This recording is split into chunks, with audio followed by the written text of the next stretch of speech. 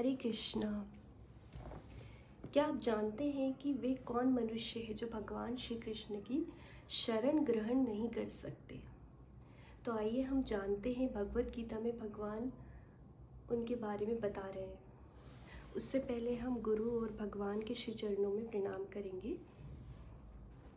गुरुवे गौरचंद्राय राधिकाय तदालये कृष्णाय कृष्ण भक्ताय तद्भक्ताय नमो नमः।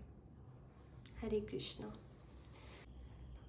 तो भगवत गीता में भगवान स्वयं बताते हैं, ना माम दुष्कृत नो मुड़ा प्रपद्यन्ते नराधमा मायया परियत ज्ञाना आसुरम भावमाश्रित।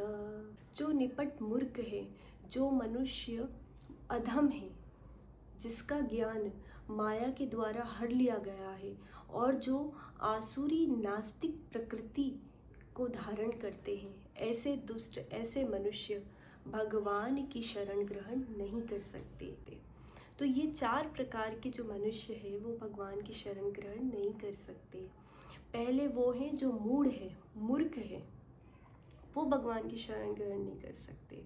मूढ़ व्यक्ति कैसे होते हैं? मूढ़ व्यक्ति जैसे गधा होता है, गधा केवल अपना कर्म करता रहता है, गधा केवल अपना काम करता रहता है, उसका मालिक उसके ऊपर सामान लादता रहता है, उसे पीड़ा हो रही है, दुख हो रहा है, कुछ वो जो कार्य है वो करता रहता है अपने आप को प्रधान मान के। उसको बस उसी में आनंद आता है, उसका बस चारे से पेट भरता है और वो केवल उसके लिए कर्म करता रहता है। उसी प्रकार जो सूकर होता है, सूकर भी विष्ठा खाता है और वो उसी में प्रसन्न रहता है। उसके लिए वो घी, मक्खन या जो मिठाइयाँ हैं वो उसके लिए कोई मायने नहीं रखते, उसके लिए वो उसका कोई वैल्यू नहीं है, वो उसी में प्रसन्न रहता है, विष्ठा खाने में। तो उसी प्रकार जो मनुष्य हैं आज, वो अपने कर्म को प्रधान मानते हुए बस केवल करते जा रहे हैं, उन्हें पता नहीं है कि वो कर्म वो क्यों कर रहे हैं। तो इस प्रकार से ऐसे जो मूढ़ व्यक्ति है, जो मूर्ख है, वो भगवान की शरण ग्रहण नहीं कर सकते। दूसरा व्यक्ति होता है जो आलस्य से भरा हुआ है, जो आलसी व्यक्ति है, अधम है, जो केवल अधम कार्यों में ही अपना समय व्यतीत करता है, ज़्यादा से ज़्यादा सोने में अपना समय बर्बाद करता है, अधम कार्यों में अपना समय बर्बाद करता है, काम, क्रोध, लालच, इन सब में अपना समय खराब कर देता है और वो मनुष्य ऐसा हो जाता है बिल्कुल अधम।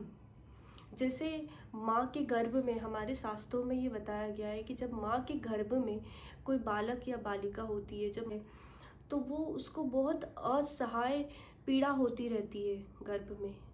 उस समय वो भगवान से प्रार्थना करता है कि भगवान मुझे इस पीड़ा से बाहर निकाल दीजिए, मुझे इस गर्भ से बाहर निकाल दीजिए।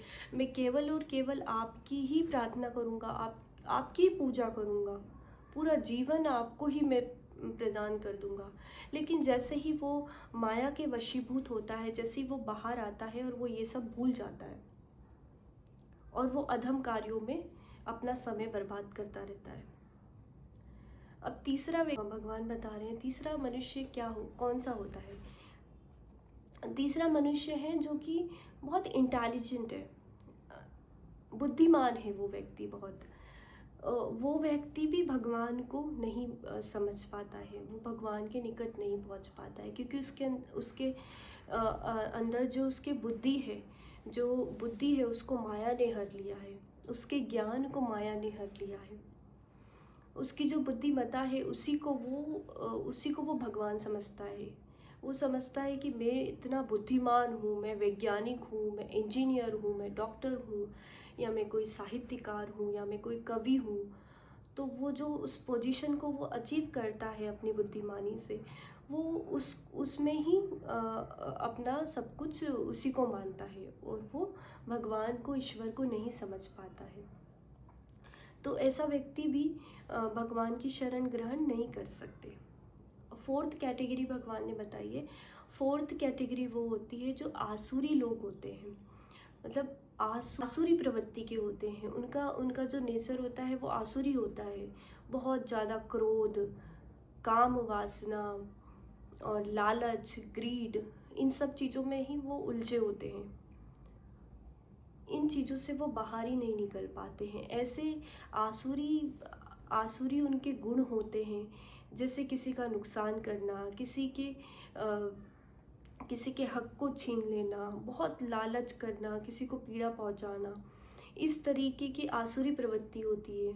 बिना वजह के बहुत ज़्यादा क्रोध करना और बस एक गलत मार्ग पे चले जाना। ऐसे व्यक्ति जो होते आसुरी होते। आज हर एक जीव के अंदर आसुरी प्रवृत्ति आ रही है। जो इतने क्राइम्स होते हैं, इस तरीके की जो हम लाइक एवरीडे हम सुनते रहते हैं, ऐसी ऐसी घटनाएं हो रही है जिसको हम सोच भी नहीं सकते।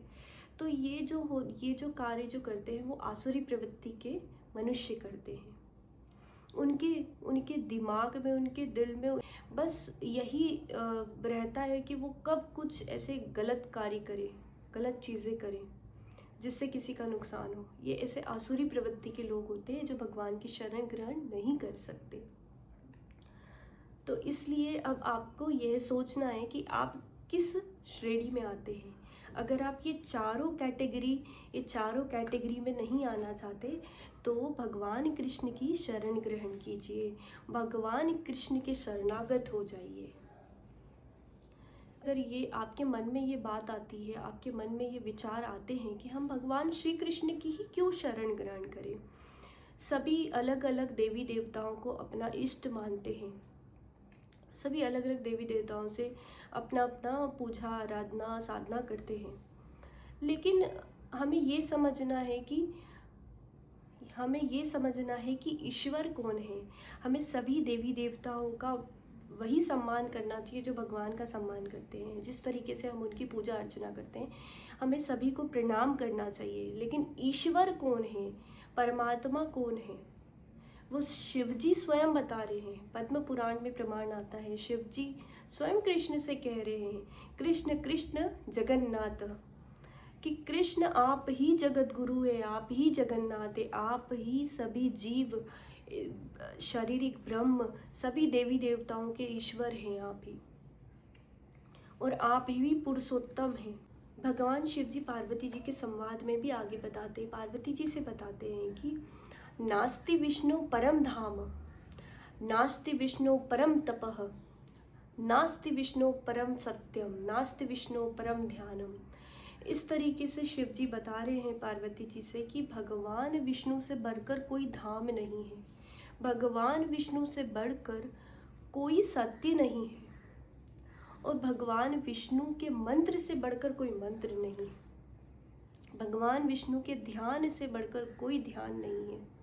इसीलिए हमें भगवान श्री कृष्ण की शरण ग्रहण करना चाहिए।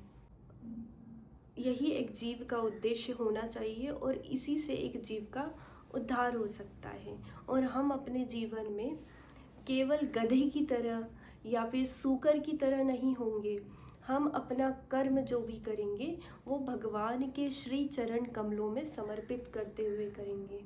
आप जो भी कार्य कर रहे हैं, आपको किसी चीज़ का त्याग नहीं करना होता है। जब आप भक्ति पथ में आते हैं तो आपको किसी भी